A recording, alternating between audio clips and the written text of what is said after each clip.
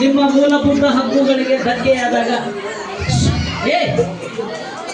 ನಿಮ್ಮ ಮೂಲಭೂತ ಹಕ್ಕುಗಳಿಗೆ ಧಕ್ಕೆಯಾದಾಗ ನೀವು ಇದರ ಮೊರೆ ಹೋಗಬಹುದು.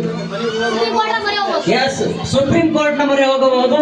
ಆಪ್ಷನ್ ಇಲ್ಲ ಅಂತ ಹೇಳಿದ್ರೆ ಸರಿಯಾದ ಉತ್ತರ. ನೆಕ್ಸ್ಟ್ ಈಗ ಮೂರನೇ ತಂಡಕ್ಕೆ ಪ್ರಶ್ನೆ.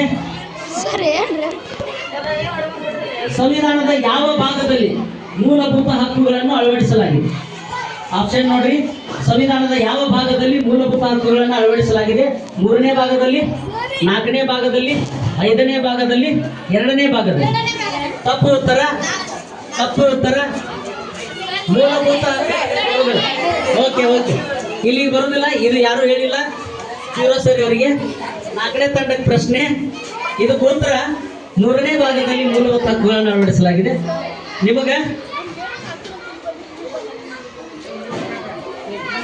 ನೆಕ್ಸ್ಟ್ ಪ್ರಶ್ನೆ ನಿಮಗ, ದೇಶದ ಅತ್ಯುನ್ನತ ನ್ಯಾಯಾಲಯ ಯಾವುದು?